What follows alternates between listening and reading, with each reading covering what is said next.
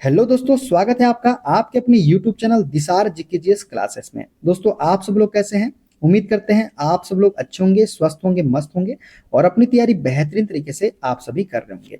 दोस्तों, हम आपको करवा रहे हैं यूथ साइंस बुक के प्रैक्टिस सेट का सॉल्यूशन। ये जो यूथ की साइंस बुक है 101 राउंड एक्सप्रेस लाइन, इसके प्रैक्टिस सेट का सॉल्यूशन हम आपको करवा रहे हैं। और दोस्तों, आज हम आपको करवाने वाले हैं प्रैक्टिस सेट नंबर 22। इसके पहले दोस्तों हमने 21 सेट करवा दिया है और सभी की प्लेलिस्ट भी हमने आपके लिए बना दी है। इन 25 क्वेश्चन में आपको कितने क्वेश्चन सही कर पाए दोस्तों, कमेंट बॉक्स में जरूर बताइएगा। और वीडियो अच्छा लगे दोस्तों, वीडियो को लाइक कर दीजिएगा, शेयर कर दीजिएगा, कमेंट कर दीजिएगा। चैनल पे नए हैं, चैनल को सब्सक्राइब करके बेल आइकन को प्रेस कर लीजिएगा। और क्लास की अपडेट के लिए और हमसे जुड़ने के लिए आप हमारा टेलीग्राम चैनल ज्वाइन कर सकते हैं। टेलीग्राम चैनल का लिंक मैंने डिस्क्रिप्शन बॉक्स में आपको दे दिया है। चलिए दोस्तों, स्टार्ट करते हैं आज का अपना सेशन।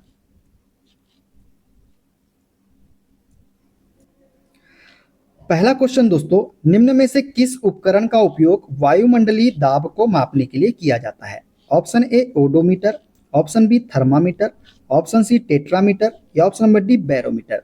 दोस्तों, वायुमंडलीय दाब को मापने के लिए बैरोमीटर का उपयोग किया जाता है। किसका? बैरोमीटर का। तो डी इसका करेक्ट आंसर हो जाएगा। जब कोई वस्तु एक समान वृत्तीय गति से घूर्णन करती है तो प्रत्येक बिंदु पर इसका डैश बदल जाता है। ऑप्शन ए दाब, ऑप्शन बी वेग, ऑप्शन सी जड़त्व या ऑप्शन नंबर डी द्रव्यमान। दोस्तों, जब कोई वस्तु एक समान वृत्तीय गति से घूर्णन करती है तो प्रत्येक बिंदु पर इसका वेग जो है ये क्या हो जाता है? बदल जाता है। तो बी इसका करेक्ट आंसर हो जाएगा।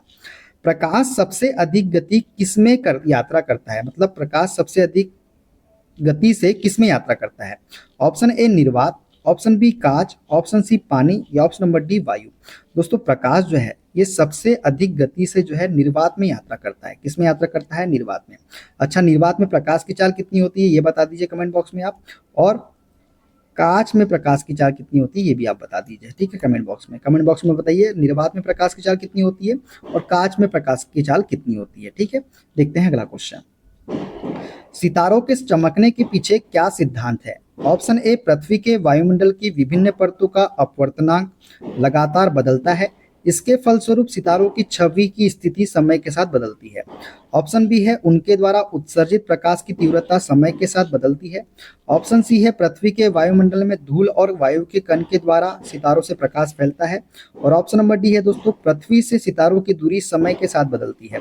दोस्तों, सितारों के चमकने के पीछे का सिद्धांत जो होता है ये होता है ऑप्शन नंबर ए, पृथ्वी के वायुमंडल की विभिन्न परतों का अपवर्तनांक लगातार बदलता है, इसके फलस्वरूप सितारों की छवि की स्थिति समय के साथ बदलती है। तो ए इसका करेक्ट आंसर हो जाएगा। एक लघुपतित परिपथ में धारा डैश होती है। ऑप्शन ए अत्यधिक तेजी से बढ़ती है, ऑप्शन बी परिवर्तित नहीं होती, ऑप्शन सी निरंतर परिवर्तित होती रहती है और ऑप्शन नंबर डी अत्यधिक तेजी से कम होती है। दोस्तों, एक लघुपतित परिपथ में धारा जो है अत्यधिक तेजी से बढ़ती है। किससे? अत्यधिक तेजी से। देखते हैं अगला क्वेश्चन। एक 2 ओम का प्रतिरोध एक 4 ओम के प्रतिरोध के साथ श्रेणी क्रम में संयोजित है, उनका तुल्य प्रतिरोध ज्ञात कीजिए। दोस्तों, श्रेणी क्रम में जो प्रतिरोध निकालते हैं तुल्य प्रतिरोध में क्या होता है? ये होता है आर टी बराबर R one plus R two plus dash dash करके ऐसे ही आर एन तक होता है। अब यहाँ 2 दिया गया है तो आर टी निकालेंगे तो 2 और 4 कितना हो जाएगा? 6 ओम।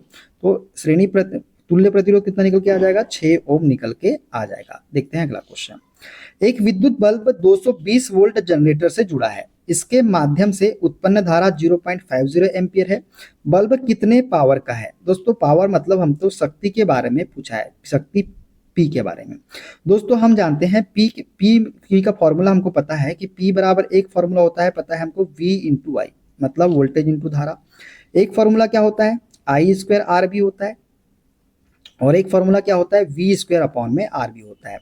अभी दोस्तों हमको क्या क्या दिया गया है? हमको यहाँ दिया गया है वोल्टेज V और धारा I। अगर वोल्टेज V दिया गया है और धारा I दिया गया है तो हम कौन सा इस्तेमाल करेंगे? तो P बराबर V इंटू आई का इस्तेमाल यहाँ पे हम करेंगे। तो P बराबर V I का इस्तेमाल करने पे क्या हो जाएगा दोस्तों? V इंटू आई करेंगे तो क्या हो जाएगा? वोल्टेज का मान कितना है? 220 वोल्ट है, इंटू धारा का मान कितना है? 0.50 एम्पियर। दशमलव के बाद एक अंक है, 2 अंक है तो यहाँ पे नीचे में 2 अंक हो गए। एक जीरो से एक जीरो कट गया, एक जीरो से एक जीरो कट गया। 22 का मल्टीप्लाई 5 में करेंगे दोस्तों तो 110 वाट जो है ये हमारा निकल के आ जाएगा। अब देखिए दोस्तों, इसमें एक ट्रिक भी है। यहाँ पास्कल दिया गया है, यहाँ न्यूटन दिया गया है, यहाँ जूल दिया गया है, और शक्ति का मात्रक क्या होता है? वाट होता है। और एक ही ऑप्शन में हमको वाट दिख रहा है, तो डायरेक्टली हम इसको बिना सॉल्व करे भी हम कर सकते थे। ठीक है, देखते हैं अगला क्वेश्चन। एक मानक पैमाने वाले आधुनिक मरकरी थर्मामीटर का आविष्कार किसने किया था? दोस्तों, एक मानक पैमाने वाले आधुनिक मरकरी थर्मामीटर के आविष्कार के बारे में हमको बताना है। ऑप्शन ए है ग्रैंड ड्यूक ने किया था, option B Daniel Gabriel Fahrenheit, option C Anders Celsius, या option number D Galileo Galilei ने।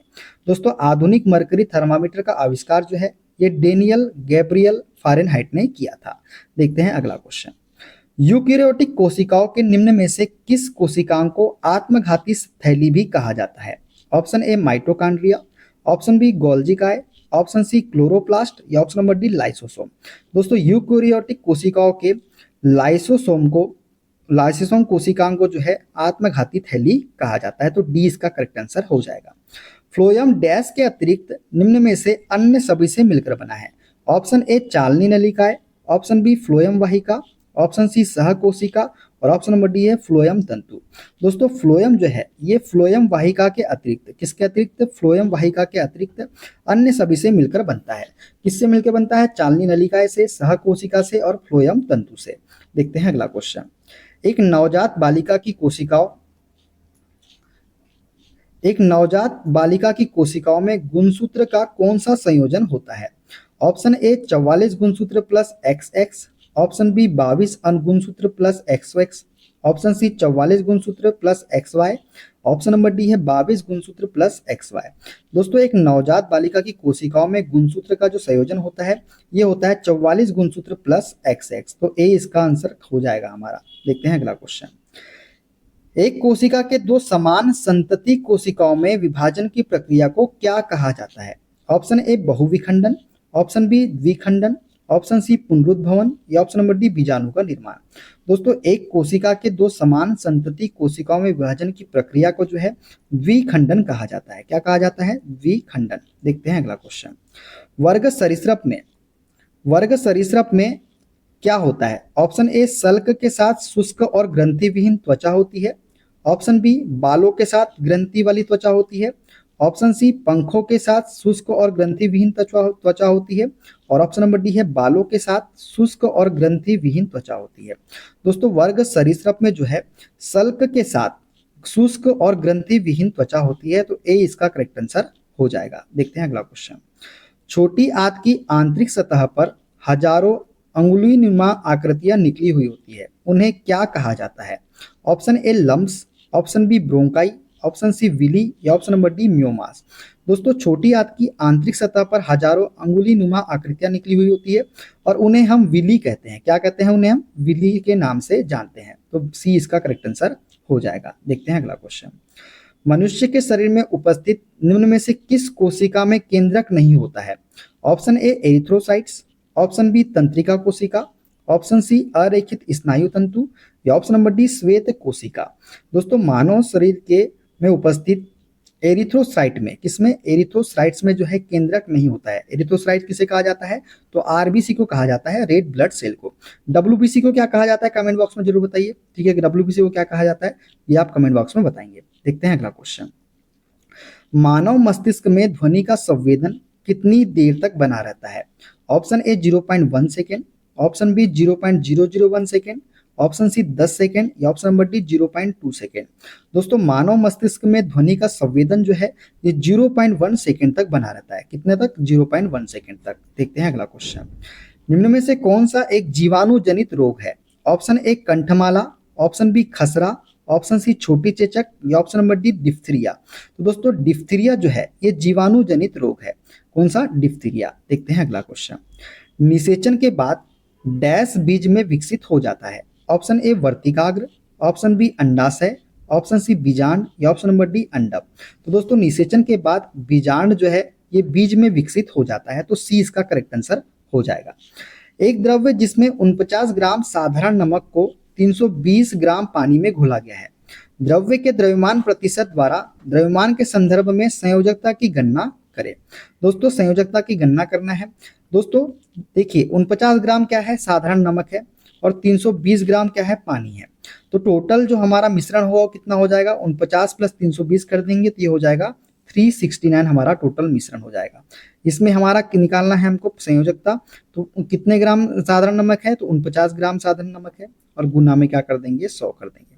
इसको जब सॉल्व करेंगे दोस्तों, तो सॉल्व करके बताइए इसका आंसर क्या आएगा कमेंट बॉक्स में, ठीक है। देखते हैं अगला क्वेश्चन। मेंडलीव की आवर्त सारणी की खोज के समय निम्न में से किस तत्व समूह की खोज नहीं हुई थी।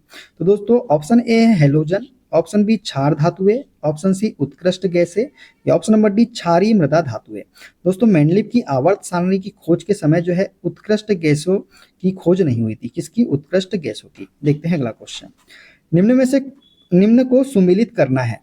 पहला है हमारा कास्टिक सोडा, दूसरा है हमारा बेकिंग सोडा, तीसरा है हमारा धावन सोडा। तो इसका राइट आंसर बताइए क्या हो जाएगा। दोस्तों कास्टिक सोडा का जो सूत्र होता है वो होता है NaOH, सोडियम हाइड्रोक्साइड जो है इसे कास्टिक सोडा भी हम कहते हैं। बेकिंग सोडा की बात करें तो इसे हम क्या बोलते हैं, NaHCO3, सोडियम बाइकार्बोनेट भी बोलते हैं बेकिंग सोडा को। धावन सोडे का सूत्र क्या होता है, तो Na2CO3 जो है इसका करेक्ट आंसर हो जाएगा। तो कास्टिक सोडा किसको हम C से कनेक्ट कर सकते हैं, बेकिंग सोडा A से कनेक्ट कर सकते हैं, और धावन सोडा बी से कनेक्ट कर देते हैं। तो CAB इसका करेक्ट आंसर हो जाएगा। देखिए CAB किस ऑप्शन में दिख रहा है आपको, तो ऑप्शन नंबर ए में ही नजर आ रहा है CAB, तो ए इसका करेक्ट आंसर हो जाएगा। देखते हैं अगला क्वेश्चन। लेड नाइट्रेट के तापीय अपघटन के परिणाम स्वरूप निर्मित उत्पाद क्या है। Option A lead oxide plus oxygen plus nitrogen dioxide, option B lead oxide plus nitrogen dioxide, option C lead oxide plus nitrogen dioxide plus nitrogen trioxide, और ऑप्शन नंबर डी है lead oxide plus nitrogen trioxide. दोस्तों lead nitrate के तापीय अपघटन के परिणाम स्वरूप जो निर्मित उत्पाद होते हैं वो होते हैं lead oxide, oxygen plus nitrogen dioxide. तो ए इसका करेक्ट आंसर हमारा हो जाएगा। देखते हैं अगला क्वेश्चन। किसी कार्बनिक यौगिक में एक प्रकार्यात्मक समूह क्या निर्धारित करता है। ऑप्शन ए इसकी आणविक द्रव्यमान, ऑप्शन बी कार्बन श्रृंखला की लंबाई, ऑप्शन सी इसके रासायनिक गुण, या ऑप्शन नंबर डी कार्बन श्रृंखला की प्रकृति। दोस्तों किसी कार्बनिक यौगिक में एक प्रकार्यात्मक समूह जो है इसके रासायनिक गुण को निर्धारित करता है। किसको, रासायनिक गुण को। देखते हैं अगला क्वेश्चन। उदासीनीकरण अभिक्रिया में निम्न में से कौन सा उत्पाद बनता है। दोस्तों उदासीनीकरण अभिक्रिया में हमको उत्पाद के बारे में बताना है। ऑप्शन ए अवक्षेप और क्षारक, ऑप्शन बी अम्ल और जल, ऑप्शन सी लवण और जल, या ऑप्शन नंबर डी लवण और जल। तो दोस्तों लवण और अम्ल है दोस्तों, और ऑप्शन नंबर डी क्या है, लवण और जल है। दोस्तों उदासीनीकरण की जब अभिक्रिया होती है तो जो उत्पाद बनते हैं ये बनते हैं लवण और जल। तो डी इसका करेक्ट आंसर हो जाएगा। देखते हैं अगला क्वेश्चन। असंतृप्त यौगिकों के दहन के दौरान डैश देखी जाती है। ऑप्शन ए साफ लौ, ऑप्शन बी नीली लौ, ऑप्शन सी लाल लौ, और ऑप्शन नंबर डी है पीली लौ। दोस्तों असंतृप्त यौगिकों के दहन के दौरान जो है पीली लौ देखी जाती है। कौन सी लौ, पीली लौ। तो डी इसका करेक्ट आंसर हो जाएगा। तो दोस्तों ये थे आज के सारे 25 क्वेश्चन। इन 25 क्वेश्चन में आप कितने क्वेश्चन सही कर पाए कमेंट बॉक्स में जरूर बताइए। मिलते हैं अगली वीडियो में, अपना ख्याल रखिए। Okay bye bye, take care.